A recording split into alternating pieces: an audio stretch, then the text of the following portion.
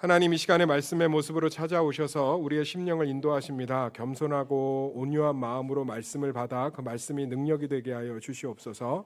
예수님의 이름으로 기도드렸습니다. 아멘. 삶의 기본기라는 제목을 가지고 말씀을 살펴보도록 하겠습니다. 한번 따라하겠습니다. 삶의 기본기. 이경화 성도가 지금 대구 교도소에 있는 한 지체를 좀 소개해줘서 제가 지금 면담 미팅을 좀 갔다 오는 일이 있었거든요. 그래서 처음 가는 거니까 막 입고 갈 수 없어서 그래도 조그만 서류 가방하고 세미 정장을 입고 대구 교도소에 갔어요. 아우, 이 교도소는 우리 천안 지역을 제외하고는 다 외곽에 있는 것 같아요. 참 쉽지 않게 갔다 왔는데 어쨌든 면담이 참 좋았습니다. 미팅을 하고 이제 교도소 앞에 있는 택시를 타서 동대구역으로 가는데 이제 그분이 저한테 그러더라고요. 변호사님이시죠? 그래요. 하긴 교도소에서 면회 온 사람 중에 서류 가방 들고 양복 입은 사람이 변호사 말고 어디 있겠어요. 그래서 그렇다고 할까 하다가 아닙니다 그랬더니 그러지 마시고 택시비를 안 받을 테니까 자기 법률 상담을 좀 해달래요. 유혹이 되더라고. 택시비가 꽤 나오거든요. 아니에요, 저는 목사예요 그랬더니 실망하시더라고. 아, 목사님이시구나. 그러면서 이제 그때부터 그 분의 입이 터지신 거예요. 목사님은 기본이 안 돼 있는 사람은 어떻게 생각하세요? 그러더라고요. 그게 무슨 말이에요? 그랬더니 요즘 젊은 것들은 택시를 타면 뒤에 발라당 눕는데요. 그리고서는 기사 아저씨한테 기사님 절로 가세요, 일로 가세요 이렇게 말로 얘기하는데 누워서. 그런 거 보면 참 속상하다고 얘기하시고 앞에 자기가 아버지 뻘 같은 자기가 있는데 뒤에서 애정행각하는 것도 막 얘기하시고 한탄 기본에 대한 얘기를 계속 하시더라고요. 동대구역 도착할 때까지. 너무 많은 말을 하셔서 그리고 대구 사투리를 심하게 쓰셔서 제가 다 기억나진 않지만 그런 얘기도 하셨어요. 목사님 제가 대구에서 서울까지 쏘면 32만 원 받는데요. 근데 나보고 서울까지 가자는 건지 뭔지 하여튼 그러고 있는데 근데 다른 기사들은 50만 원 받는데요. 기사지만 기본이 안 돼 있다고 막 얘기하시더라고요. 아무튼 기본이라는 단어를 실컷 듣고 KTX를 타고 올라오는데 그 차 안에서 이제 그런 생각이 드는 거예요. 나는 삶의 기본이 잘 갖춰져 있을까? 나는 신앙의 기본이 잘 갖춰져 있을까? 우리 교회와 성도들은 삶과 신앙의 기본이 잘 갖춰져 있을까? 우리의 기본을 한번 생각해 봤으면 좋겠다 하니까 창세기 1장 1절 말씀이 지금 우리 가운데 묵상되면 참 좋겠다는 생각이 들더라고요. 창세기는 우리 삶의 모든 기본을 가르쳐주는 지혜 아닙니까? 그래서 오늘 창세기 1장 1절에서 8절 말씀을 통해서 우리 삶과 신앙의 기본기들이 튼튼해지시기를 예수의 이름으로 축원합니다. 이 기본이 얼마나 중요한지요. 레오나르도 다빈치도 그런 얘기를 했어요. 되게 멋있는 그 그림을 많이 그렸잖아요. 기본이야말로 가장 정교한 예술이다. 기본기가 갖춰져야 정교한 예술을 할 수 있다는 거고 성경도 우리 너무나 유명하죠. 잠언 1장 7절에 보면 여호와를 경외하는 것이 모든 지식의 근본, 이게 기본이란 뜻이거든요. 기본이거늘 미련한 자는 지혜와 훈계를 멸시하느니라. 그러니까 여호와를 경외하는 기본이 갖춰져 있지 않으면 그 위에 무언가를 쌓을 수 없다는 얘기죠. 오늘 창세기 1장 1절에서 8절 말씀을 통해서 우리 삶에 좋은 기본기들이 세워지기를 예수의 이름으로 축원합니다. 첫 번째로요, 하나님의 사용법이 정답이라고 가르쳐 줍니다. 한번 따라하겠습니다. 하나님의 사용법이 정답입니다. 우리 1장 1절 말씀 같이 읽겠습니다. 시작.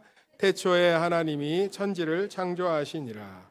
우리가 이 천지 창조를 너무 과학적인 입장으로만 접근하다 보니까 이 창세기 1장 1절에 담겨져 있는 문학적 의미, 신학적 의미, 유대교적 지혜의 의미들을 놓칠 때가 되게 많아요. 우리에게 과학적 개념으로 태초는 시작, 시간의 의미를 갖고 있는데 유대인들이 읽은 창세기에 보면 태초는 시간의 시작보다는 의미의 부여가 좀 더 큰 의미가 있습니다. 근데 저는 이렇게 창세기를 묵상하는 게 훨씬 더 구약 성경에 맞는 묵상인 것 같아요. 그러니까 무슨 얘기냐면 세상의 모든 것에 하나님이 의미를 부여함으로 시작되었다는 거예요. 그러니까 더 쉽게 정리해 볼까요? 생판 모르는 두 남녀가 서로 사랑하고 가정을 이루기로 의미를 부여함으로 남편과 아내가 되는 거 아니겠어요? 아무에게나 아내나 남편이라고 부르면 큰일 나잖아요. 둘이 가정을 이루기 위해서 그 의미가 부여될 때부터 서로가 아내와 남편이 되잖아요. 제가 저기 천왕동에 있는 우리 5단지, 3단지 앞에 있는 4단지 앞에 있는 파리바게트 가서 거기 일하시는 알바 여성분에게 여보 이러면 어떻게 되겠어요? 철컹철컹 끌려가는 거죠. 그렇지 않겠어요? 예. 우리 집사님, 여자 집사님 중에 한 분이 지나가는 남자를 붙들고 여보 이러면 어떻게 되는 거예요? 그럼 병원에 입원시키겠죠. 누구나 다 나의 여보가 될 수 없고 나의 남편이 될 수 없고 나의 아내가 될 수 없어요. 두 남녀가 어떤 의미, 가정이란 테두리 안에서 의미가 시작돼야 그게 남편과 아내가 되는 것처럼 하나님이 어떤 의미를 부여했기 때문에 이 세상이 시작되었다는 거예요. 그러니까 이 세상의 모든 것들을 하나님이 창조하셨는데 그 안에 하나님의 원리와 섭리가 숨어 있다는 거예요. 그래서 하나님이 모든 것들을 제일 잘 아시는 분인 줄 믿습니다. 우리는 천지 창조하면 자연 만물만 떠올리기가 되게 좋아요. 주일학교 때 그렇게 배워서. 그래서 등산에서 꼭대기에 올라가면 꼭 찬양하잖아요.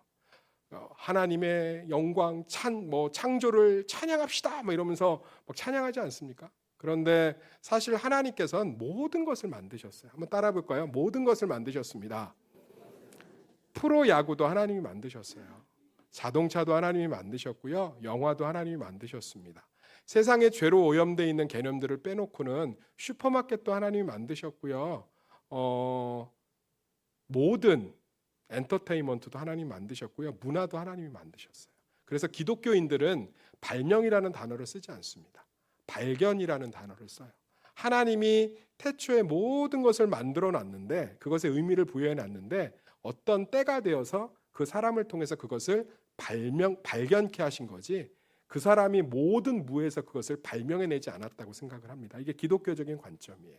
사랑하는 성도님들, 부모와 자식과의 관계도 하나님이 만드신 줄 믿습니다. 교회도 하나님이 만드셨고요. 또 친구 관계도 하나님이 만드셨어요. 돈도 하나님이 만드셨고요. 경제도 하나님이 만드셨습니다. 정치도 하나님이 만드셨고요. 군사도 하나님이 만드셨어요. 하나님이 다 만드셨기 때문에 존재하는 것들인 줄 믿습니다. 그렇기 때문에 그것들의 의미를 하나님이 만드신 대로 사용해야 돼요. 하나님이 만드신 의미들을 잘 알지 못하면 우리가 오용하거나 남용하거나 잘못 사용해서 그것을 제대로 누리지 못하는 경우가 있습니다. 더 쉽게 예를 들어 드릴까요? 제가 키르기스탄 선교를 갔다 오는데 그 선교사님이 키르기스탄에 그 양털로 그림을 그리는 예술가를 소개시켜 주시더라고요. 굉장히 유명한 분이래요. 그림 한 점이 막 몇백만 원씩 해요. 그런데 한국에서 이렇게 선교사님, 목사님이 왔다고 저한테 손바닥보다 조금 큰 양털 그림을 선물로 2개를 주셨어요. 그게 그 우리나라 돈으로 한 30만 원 정도 하고요. 그 나라 평균 임금이 10만 원이 안 되니까 굉장히 고가예요. 그래서 1개는 담임 목사님을 드렸고 하나는 제일 후원을 많이 해주신 권사님을 드렸습니다. 그런데 제가 한 1년 정도 지나서 교구 대신방이 있어서 그 권사님 집에 갔더니 냄비 받침으로 쓰고 계시더라고요. 그러면서 저한테 그리고 하나만 더 사다 달래요. 이거 눌어붙지도 않고 생각보다 너무 괜찮대, 가볍고. 어디서 이렇게 좋은 냄비 받침을 사왔니? 이미 라면 국물, 찌개 국물이 다 묻어 있더라고요. 제가 가슴이 너무 아파서 그래요. 권사님, 다음에 사드릴 수는 없지만 냄비 받침으로 잘 쓰세요. 지금도 잘 쓰고 계실 거예요. 예전에 이모들이 할머니 고생한다고 낡은 후라이팬을 버리고 해피콜 코팅되어 있는 후라이팬을 세트로 사줬거든요. 되게 비싸잖아요. 그런데 철수세미로 다 밀어놓으셨더라고요. 그래서 이모들이 뭐라 했어요. 엄마 이렇게 쓰면 안 돼 라고 했더니 후라이팬은 철수세미로 닦아야 깨끗하대요. 그러면서 불평불만을 하셨어요. 이건 계란이 더 눌러붙는다. 다 밀어놨으니까요. 이런 경우들 우리 가운데 있잖아요.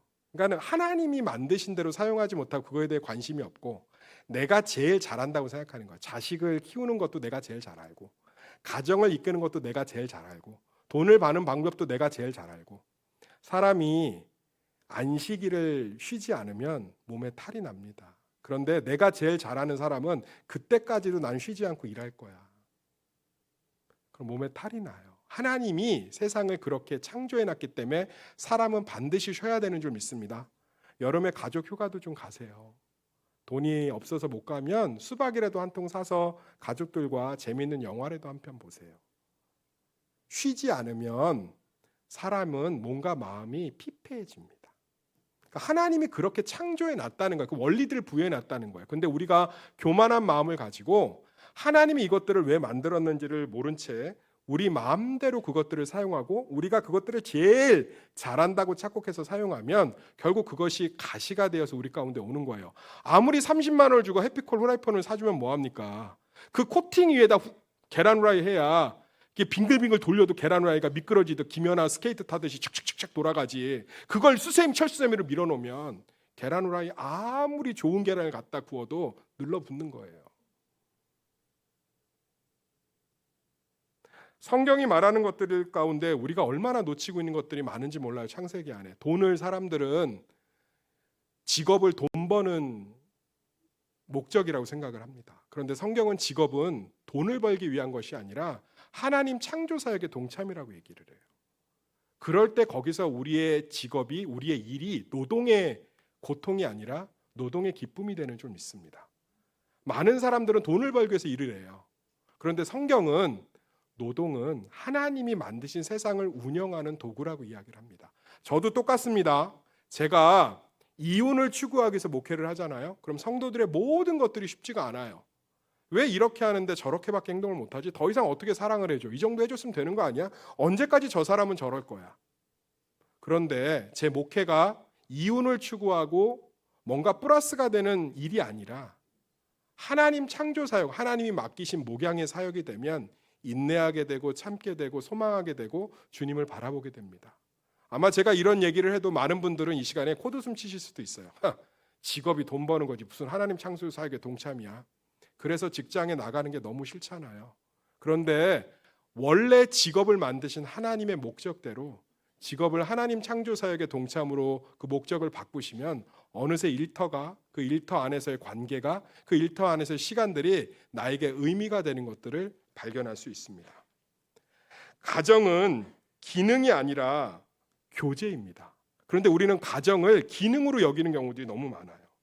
아빠는 돈 버는 거고 엄마는 살림하고 애들은 공부하는 기능으로 여긴다는 거예요. 그런데 성경은 가정을 기능으로 가르친 적이 없습니다. 교제로 가르쳤습니다. 그래서 항상 교제해야 돼요. 가족끼리 외식도 하셔야 되고요. 퇴근하고 오면 서로의 안부도 물어야 되고요. 항상 교제할 수 있는 것들을 가족 안에 넉넉히 두셔야 돼요. 가족은 기능이 아닙니다. 가족은 교제를 위해서 존재했어요. 그래서 우리 집이 가난하고 못 배워서 힘든 게 아니라 교제가 끊겼기 때문에 힘든 거예요. 돈을 아무리 많이 벌어도 가족 안에 외로움을 경험하는 가정 정말 많습니다.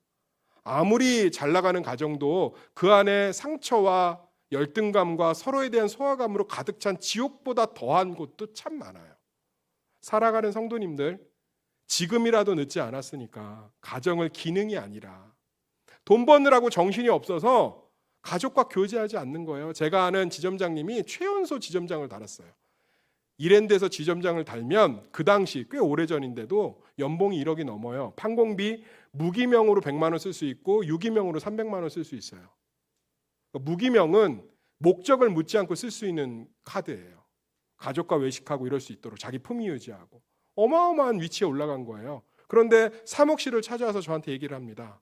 목사님, 제가 최연소 지점장을 달았습니다. 네, 지점님 축하드려요. 그런데 딸 둘이 축하를 안 해준대요. 왜 아빠 축하를 안 해주냐고 그랬더니 딸 둘이 딱 그러더래요. 아빠가 언제 우리한테 관심 있었어? 아빠는 회사밖에 없었잖아. 너무 서운하고 속상하다고 얘기하더라고요. 그러니까 이 지점장님은 가정이 기능이었던 거예요. 내가 빨리 승진하고 연봉 1억 되면 가족들이 행복하겠지? 그런데 성경대로 가정은 교제였던 거예요. 그때부터 이분이 하나님 안에서 교제를 회복하기 시작하려고 노력하더라고요. 쉽지 않죠. 오랫동안 담이 쌓였던 것들이 어떻게 쉽겠어요. 그런데 그 가정이 점점 회복되는 것들을 느끼면서 간증을 하는 것을 볼 수 있었습니다. 사랑하는 성도님들, 우리는요, 우리의 가정과 우리의 일터, 우리의 삶, 우리의 자녀를 내가 제일 잘한다고 생각해요. 신앙이 깊어질수록 내가 아는 것이 없습니다가 되는 줄 믿습니다. 자녀는 통제와 내 인생의 결과물이 아니에요. 많은 분들이 자녀를 인생의 결과물로 받아들입니다. 내가 잘못 키웠어. 내가 애를 썼지만 결국 저렇게 됐어. 사랑하는 성도님들, 이것이 얼마나 큰 교만인 줄 아세요? 성경이 가르쳐 줍니다. 자녀는 내 인생의 결과물과 마음대로 통제해야 되는 대상이 아니라 하나님이 처음부터 죄인과 연약한 자를 맡기신 목회 사역인 줄 믿습니다. 자녀 양육을 그렇게 바라봐야 돼요. 제가 질문 하나 하겠습니다. 예수님이 12제자를 부모가 자식을 사랑하는 것보다 더 사랑해서 목양하셨습니다. 그래서 성공했습니까? 실패했습니까? 예수님 십자가에 못 박힐 때 다 도망갔고요. 한 사람은 예수님 은삼십에 팔았고요. 한 제자는 사람들 앞에서 3번이나 부인했습니다. 그럼 예수님은 실패자입니까? 예수님은 그렇지만 그 제자들을 포기하지 않으시고 목양한 줄 믿습니다. 자녀의 잘못됨은 내 인생의 결과물이 아니에요. 죄인이 어찌 원하는 대로 될 수 있겠어요? 어떤 자녀는 공부를 못할 수도 있고요. 어떤 자녀는 신체적인 부족함이 있을 수도 있습니다. 어떤 자녀는 사춘기를 심하게 앓을 수도 있고요. 어떤 자녀는 유독 예민할 수도 있지요.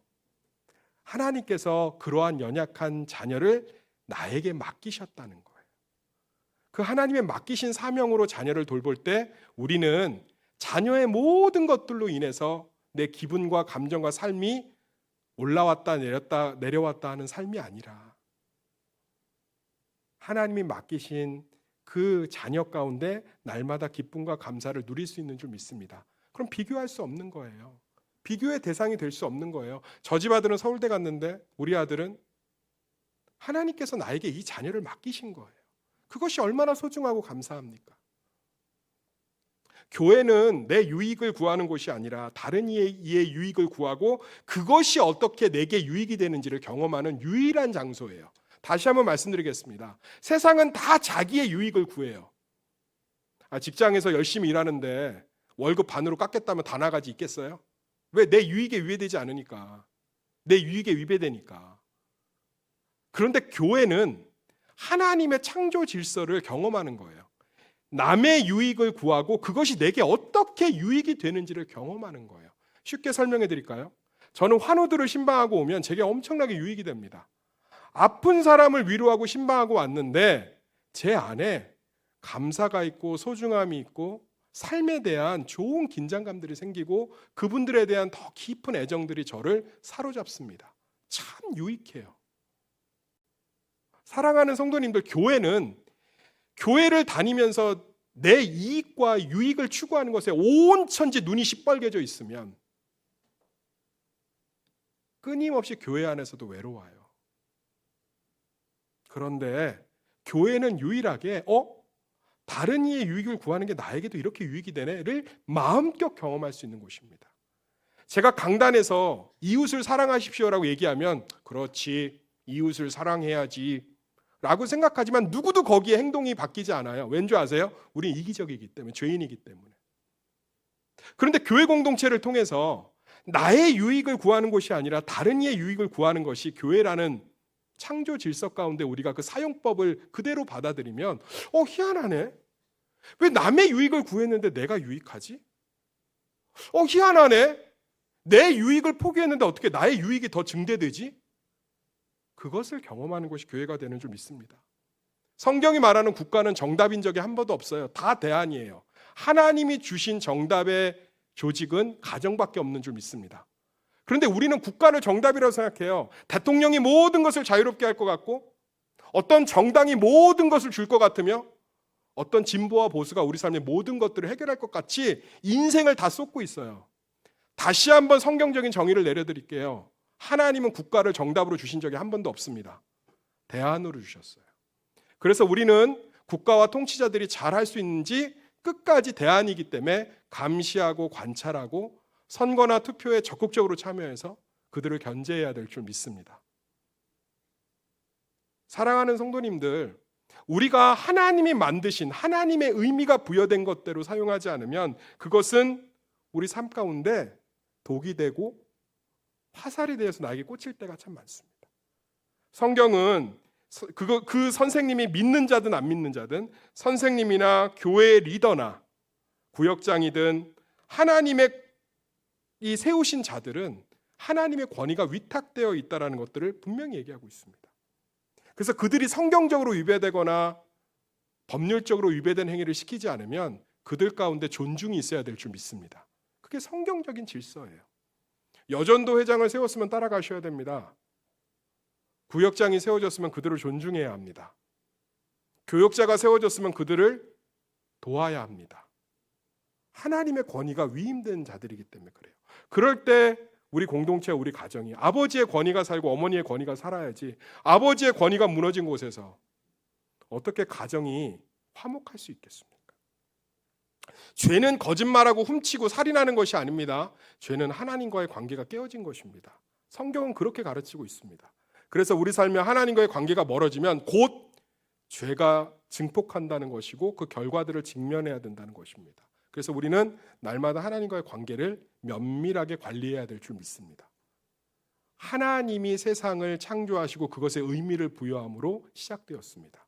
하나님이 모든 사용법을 가장 잘 알고 계십니다. 내가 잘 알고 있다라는 착각을 삶의 결과 앞에서 겸손히 내려놓고 다시금 하나님의 사용법으로 돌아가시기를 예수의 이름으로 축원합니다. 두 번째로 우리는 회복과 명령의 능력을 받았습니다. 한번 따라하겠습니다. 회복과 명령의 능력을 받았습니다. 다시 한번 따라하겠습니다. 우리는 회복의 명령과 능력을 받았습니다. 제가 잘못 읽었어요. 2절 한번 읽어보겠습니다. 시작. 땅이 혼돈하고 공허하며 흑암이 깊음 위에 있고 하나님의 영은 수면 위에 운행하시니라. 이걸 보면 오해를 많이 하죠. 과학적으로. 하나님이 세상을 처음에 창조한 거 아닌가? 그런데 하나님이 세상을 창조하기 전에 세상이 있었네. 이건 뭐지? 제2창조? 진화를 상징하는 것인가? 제가 아까도 얘기했지만 창세기를 과학적으로 우리는 너무나 많이 관점으로 봤어요. 근데 문학적으로 유대적인 문화의 개념으로 이해하면 훨씬 더 창세기가 풍성해집니다. 여기 보면 땅이 혼돈하고 공허하며 흑암이 깊은 가운데 있는 가운데 하나님이 이제 세상을 창조하기 시작해요. 이것은 모든 재료 가운데 하나님께서 이제 그것들을 가지고 세상을 만드셨다는 뜻이에요. 사랑하는 성도님을 더 쉽게 설명해 드릴게요. 하나님이 사랑을 야 사람아 만들어져라 그러면 영화의 한 장면처럼 징 나는 남자 이렇게 하셨어요? 아니면 흙으로 만드셨어요? 흙으로 만드셨어요. 재료를 사용하셨어요. 이거는 김호 목사 얼굴은 좀 더 크게, 다리는 짧게, 배는 나오게, 코는 낮추고. 하나님이 나 만드실 때 좀 욱하신 것 같아. 좀 안 좋은 일이 있었던 것 같아. 하나님이요 사람을 어떤 재료를 가지고 만드셨어요. 오늘도 2절이 그 장면이에요. 하나님이 세상을 창조하실 때 수많은 재료들이 널브러져 있었어요. 하나님이 그것을 가지고 세상을 만드셨다는 거예요. 이건 뭘 의미하냐면 하나님이 자신의 창조와 창조 세계를 유지하는데 우리를 도구로 사용하길 원하신다는 거예요. 하나님께서 무언가 직접적으로 이렇게 하시는 게 아니라 하나님이 재료와 도구들을 가지고 세상을 창조하시고 운영하시기를 좋아하셨다는 뜻이에요. 할렐루야. 사랑하는 성도님들, 우리는 그래서 하나님의 도구들입니다. 그래서 우리를 통해서 하나님이 가정도 회복하시고 자녀도 세워가시고 하나님의 일들을 일으켜 가시는 거예요. 그래서 우리는 그냥 하나님이 하실 것을 바라보면서 가만히 있는 존재들이 아니라 하나님이 하실 것을 기대하면서 하나님의 도구들이 되어서 움직여야 되는 줄 믿습니다. 자녀의 구원을 포기하지 마십시오. 자녀에게 끊임없이 권면하십시오. 남편의 구원을 포기하지 마세요. 끊임없이 남편에게 하나님의 도구가 되어 그의 신앙을 권면해야 됩니다. 아침마다 출근하는 남편 뒤에 놓고 사랑스럽게 얘기하세요. 예수 천당 불신지요. 뭐라 했어? 예수 천당 불신지요. 밥 먹으면서 저녁밥을 먹으면서 화기애애하게 얘기하세요. 여보 우리 교회 나 아내가 교회 가자는데 안 가서 하반신이 마비됐대. 너무 안타깝지. 기도해줘. 얼마나 아름다운 이야기예요. 그런 권면들을 통해서 하나님이 그걸 사용하시는 거죠. 오늘따라 다리가 좀 찌릿찌릿하네. 사랑하는 성도님들, 하나님이 우리를 통해서 일하신다는 거예요. 저도 목회를 하면서 수고를 아끼지 않는 이유는 제가 모든 것을 하려고 하는 게 아니고요. 하나님이 저를 통해서 일하시는 걸 믿기 때문인 줄 믿습니다. 하나님은요, 나를 통해서 하나님의 창조 세계를 유지하고 회복하시고 자신의 계획을 이루어 가시는 줄 믿습니다. 그러다 보면 지치기도 해요. 힘들기도 합니다. 그렇지만 하나님께서는요, 자신의 사역을 함께 해주는 자들을 돕고 세워가시는 줄 믿습니다. 사랑하는 성도님들, 우리는 하나님의 도구로서 하나님의 일들을 이루는데 부르심 받은 자들인 줄 믿습니다. 그게 공허함 가운데 운영하시는, 하나님이 그냥 아무것도 없는 곳에서 창조하시면 되는데 재료들이 널브러져 있는 곳에서 하나님이 창조를 시작하셨고 사람도 흙으로 만드셨다는 것. 하나님은 무언가 도구를 통해서, 동역자를 통해서 자신의 일들을 이루어 가시는 것을 기뻐하신다는 거예요. 창세기에 뭐라고 기록되어 있습니까? 하나님이 그들에게 복을 주시며 하나님이 그들에게 이르시되 생육하고 번성하여 땅에 충만하라, 땅을 정복하라, 바다의 물고기와 하늘의 새와 땅에 움직이는 모든 생물을 다스리라. 이 창조 세계를 우리에게 맡기셨다는 거예요. 에베소서 2장 10절에 뭐라고 기록되어 있습니까? 우리는 그가 만드신 바라 그리스도 예수 안에서 선한 일을 위하여 지으심 받은 자니 이 일은 하나님이 전에 예비하사 우리로 그 가운데서 행하게 하려 하심이라. 하나님께서 자신의 목적을 이루어 가시기 위해서 우리를 통해서 우리를 부르셨다는 거예요. 빌립보서 4장 13절에 뭐라고 써 있습니까? 내게 능력 주시는 자 안에서 내가 모든 것을 할 수 있느니라. 사랑하는 성도님들, 우리가 가정을 회복하려고 하고 자녀를 회복하려고 하고 하나님의 교회들을 섬기려고 하면 주님은 자신의 동역자들에게 자신의 능력과 위로를 주시는 줄 믿습니다. 저도 목회를 하면서 진짜 잘하고 있나? 왜 이렇게 결과물들이 이렇지? 라고 낙심할 때마다 하나님께서 새로운 힘을 통해서 저를 새롭게 하시는 것 같아요. 제가 이번 주에 받은 문자거든요. 목사님 화이팅입니다. 전 목사님이 너무 애쓰신다고 생각합니다. 목사님께 주님이 맡기신 교회와 영혼들이 점점 아름다워지는 것 같아요. 4년 전부터 지금까지 저는 목사님 덕에 늘 은혜 가운데 있었던 것 같습니다. 목사님이 생각하시는 것보다 성도들과 교회가 목사님을 더 잘 따라가고 있는 것 같습니다. 저에게 목사님을 만나게 해주신 하나님께 감사드립니다. 목사님 언제나 힘내시고 화이팅 하세요. 제가 작지만 열심히 목사님 따라가겠습니다. 사랑합니다. 제가 자랑하려고 이 문자를 읽은 게 아니고요. 제가 지쳐있을 때 하나님께서는 제가 하나님의 동역자이기 때문에 다양한 방법을 통해서 새 힘을 주시는 줄 믿습니다. 하나님은, 따라합시다. 하나님은 나를 통해서 일하십니다. 가정과 자녀와 우리의 일터 가운데 그래서 내가 소망이 되는 줄 믿습니다. 하나님이 나를 통해 일하시기 때문에. 말씀을 좀 정리하겠습니다. 오늘 3절 5절 보면 같이 읽어볼까요? 시작.